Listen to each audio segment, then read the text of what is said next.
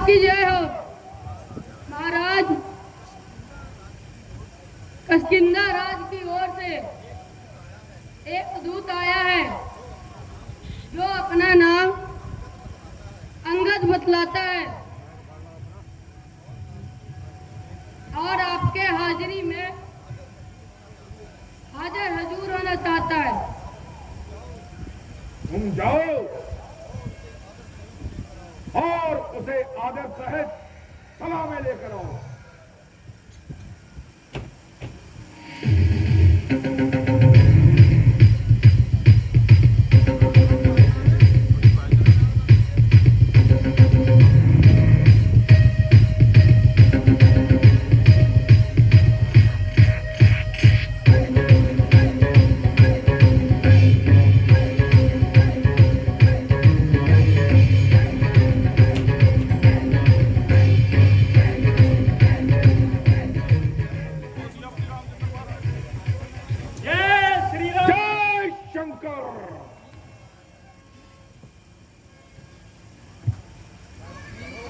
कहो, किष्किंधा राज्य की ओर से तुम ही आए हो। कहो क्या संदेशा लाए हो। यदि कुछ हर्ज न हो तो अपना नाम भी बता दीजिए और निवास स्थान का पता दीजिए। मैं वानर राज स्वर्गवासी महाराज बाली का पुत्र हूँ। अंगद मेरा नाम है और श्री रामचंद्र जी की ओर से आपके लिए एक आवश्यक पैगाम है। ओहो, तो आप हमारे मित्र बाली के फर्जंद हैं। कहिए, आपके मिजाज तो आनंद है। आपकी ही मेहरबानी है। परंतु मैंने बड़ी देर बाद तेरी शक्ल पहचानी है और मुझे इस बात की हैरानी है कि तूने ये नीच कार्य करने की क्या ठानी है।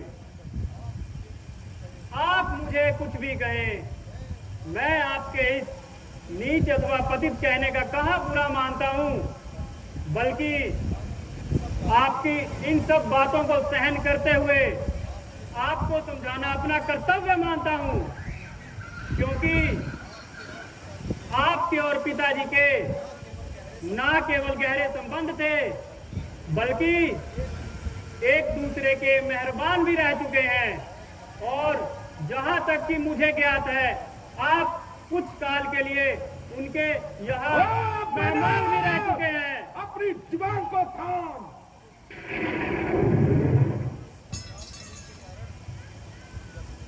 इस अध्यात्म प्रेम के कारण मुझे आपके साथ हमदर्दी है। प्रथम आपको हनुमान जी के द्वारा सूचना कर दी गई है। मेरे पास इतना अवकाश नहीं जो मैं तेरी इस लेक्चरबाजी को सुनूं। कुछ अपना भी अभिप्राय बयान करते हो या जूही बातों की खींचतान करते हो। मुझको श्री राम जी ने इसलिए आपके पास भेजा है, जब भी आप इस प्रकार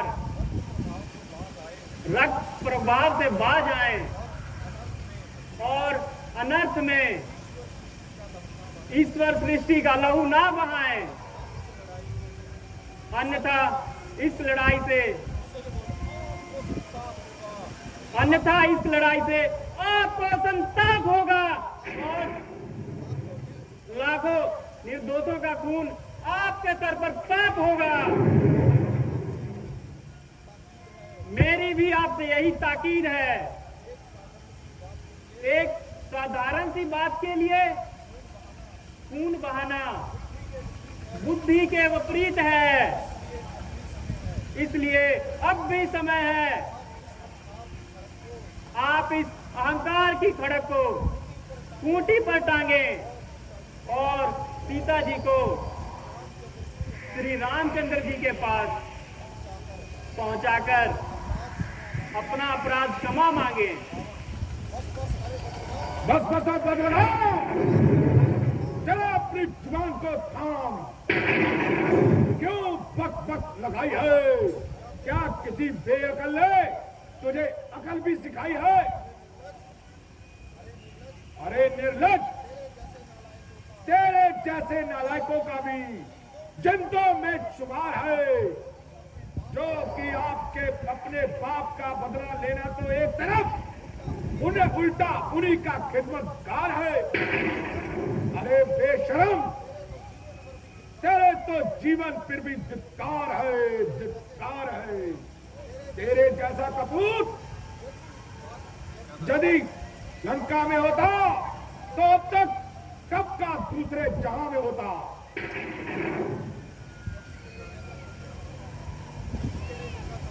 यदि तेरे जैसा कपूत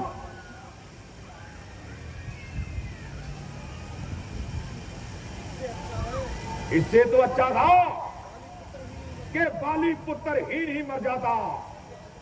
उसकी आत्मा पर इस कदर दुख ना होता। मैं सत्य कहता हूं, यदि तेरे जैसा पाजी मेरे खानदान में होता तो अब तक कब का दूसरे जहां में होता। शोक, बाप तो आंखों के सामने बंद हो गया और बेटा खड़ा खड़ा बातें बघारे। डूब मरना लायक डूब मर। बेशरम, जिस कुल में पैदा तेरे जैसा लाल हो, बाप के खातों का ही अफसोस जो दलाल हो, जिसकी अपनी शर्म गैरत का ना बिल्कुल ख्याल हो, ऐसे कुल का फिर क्यों ना दुनिया में पाए माल हो। इस स्त्री के वास्ते भाई कि जिसने जान ली, अरे ओ बेहया, तूने उसी की सेव की ठान ली। अभिमानी रावण, वास्तव में यह तेरा कसूर नहीं, बल्कि ईश्वर को तुझे इस संसार में रखना मंजूर नहीं। होनी के काल चक्र ने तेरी बुद्धि पे पर्दा डाल दिया है और सोच विचार का अंश तेरे बुद्धि से निकाल दिया है। तो मेरा यह आना ही बेकायदा हुआ। वक्त है, अब भी संभल जा। क्यों मौत का सौदा हुआ? तेरे बातों से ही तेरा ख्याल आया, क्या विभीषण तेरे कुल में नहीं पैदा हुआ? आप अपनी सोचिए, क्या फिक्र मेरे बाप की होने वाली है? ऐ हजरत, वही हालत आपकी।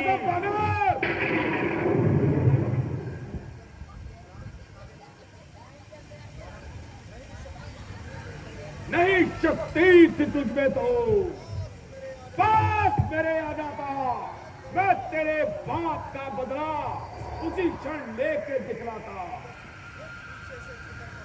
ये पीछे से फिक्र करना, बदला मुझे दिलाने की, कोई तहबीज कर ले पहले तू, जान अपनी बचाने की। अकल की बात करो बेअकल, ये तेरी हिमाकत है मेरे से युद्ध करने की, भला उनमें क्या ताकत है?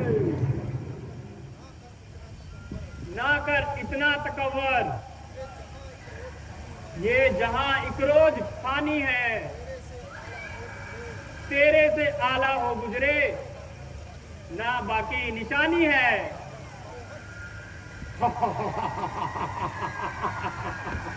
अरे हट, मुफ्त में क्यों प्राण खाए हैं? तेरे जैसे बच्चे तो आज तक पढ़ाए हैं। पढ़ाए होंगे कब, शायद कभी, जब थे आप आपे में। अब तो बुद्धि मारी गई आपकी बुढ़ापे में। जुआ को रोको जाहिल, ये क्या बकबक लगाई है? जा किसी बेअकल ने तुझे अकल नहीं सिखाई है। अकल अकल होती तो क्या था, अकल का ही तो रोना है। बदौलत इस अकल के खाक तेरी लंका का होना है।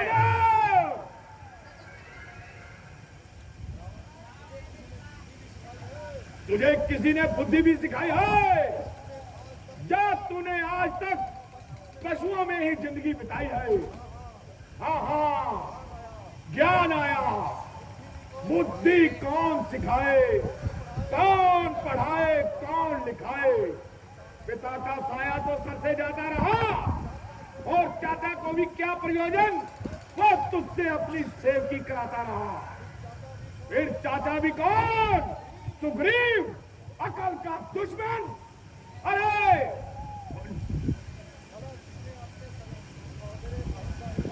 अरे भला जिसने अपने सगे भाई का ही रक्त पिया, उसने अपनी तेरी पढ़ाई का जिम्मा अपने सिर कब लिया?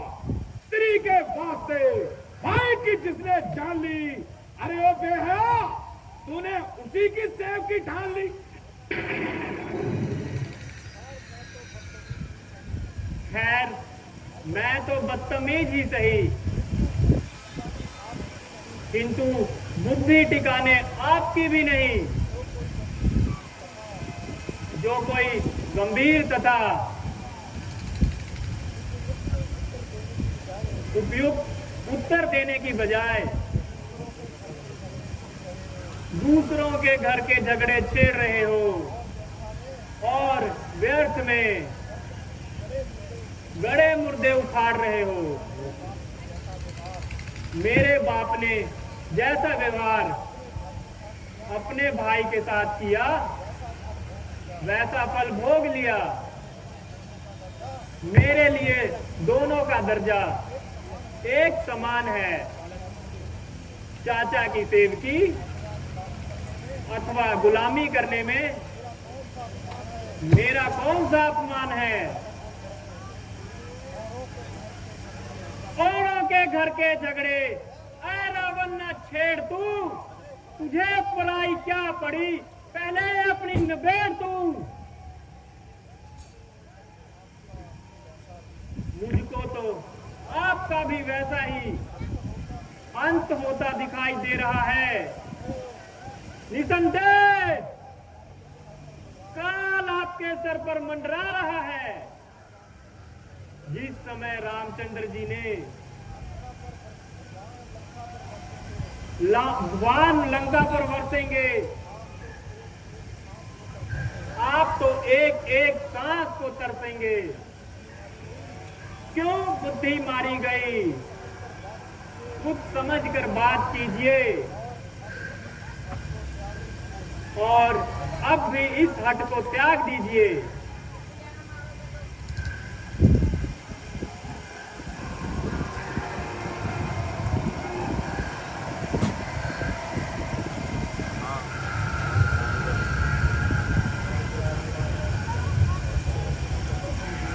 अफसोस, सब अफसोस।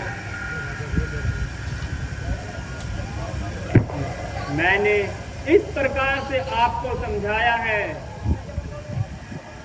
किंतु आपके समझ में कुछ न आया है। ज्यों-ज्यों काल निकट आ रहा है,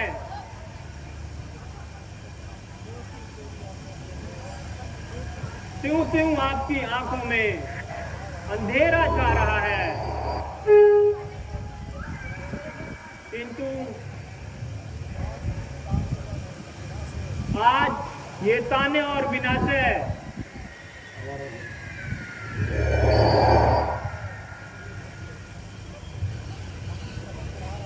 अपनी समझ बढ़ा रहा है। उनकी शक्ति का हाल स्वयं मालूम हो जाएगा। निस्संदेह तू भी सच्चा है, क्योंकि तू अभी बच्चा है और युद्ध विद्या में नितांत कच्चा है। इसलिए तेरे समीप तो रामचंद्र से बढ़कर कोई भी मजबूत नहीं। किंतु ये याद रख कि सारी दुनिया अंगद जैसी कपूत नहीं। मैं रावण हूं, रावण। मैं श्री रामचंद्र जी की सेना में सबसे निर्बल इंसान हूं और तेरे विचार से युद्ध विद्या में नादान हूं। किंतु तेरा ये वहम दूर करने के लिए अपनी शक्ति का एक साधारण सा उदाहरण देता हूं। अपनी शक्ति का एक चमत्कार दिखाता हूं और अपना ये पांव इस पृथ्वी पर जमाता हूं। तेरे इन सूरवीरों में जो सबसे अधिक बलवान हो और जिस पर तेरा पूरा इम्तिहान हो,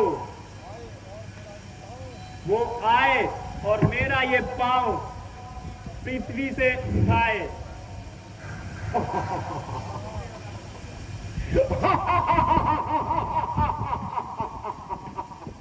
देख रहा, कहीं पीछे से मुकर जाओ। हाँ, मुझे ये शक स्वीकार है। बुलाओ तो फिर अपने सूरवीरों को, ये देर करना बेकार है। देखना, कहीं पीछे से मुकर जाओ। तुम्हारा ये विचार बिल्कुल बेहाय है। मर्दों का प्राणों के साथ है। मेघनाथ, बेटा मेघनाथ, तुम जाओ और अभी के अभी इस लड़के को उठाकर लंका से बाहर फेंक डालो। जैसी आज्ञा पिताश्री। चलूंगा जिस जमीन पर उस जगह भूचाल आएगा। पृथ्वी तो चीज ही क्या, करके काल भी कांप जाएगा। मुजस्सिम काल हूं मैं, क्या मेरी आप लाएगा? खत्म हो जाएगा जो नजरें मुझसे मिलाएगा।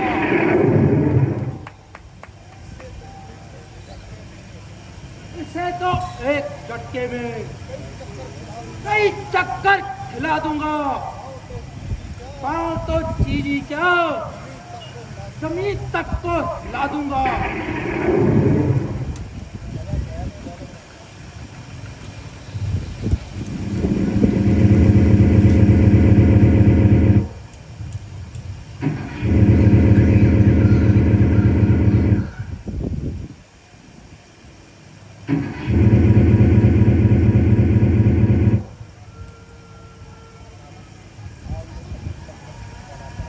तो अजीब लपट से पाला पड़ा।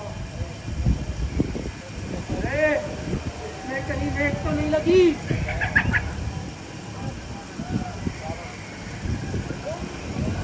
निकुंभ, बेटा निकुंभ, अब तुम्हारा बार है।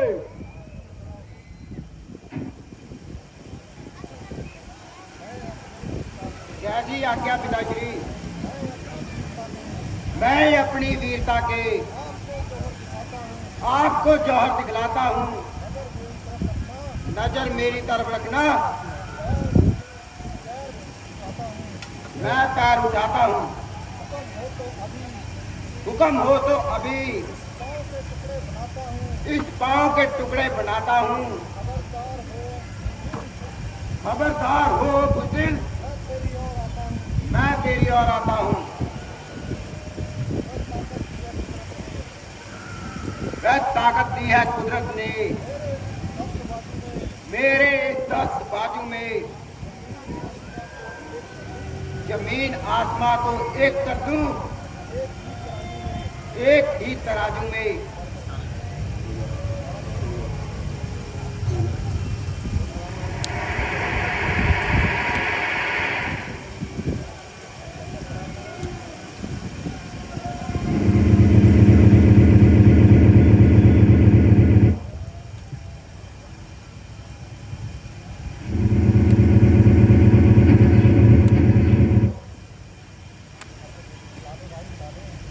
हिला दे भाई, हिला दे, अन्यथा 2 टुकड़े हो जाएंगे।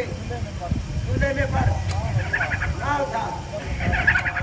जब मुकाबले में आएगा उस समय देखा जाएगा।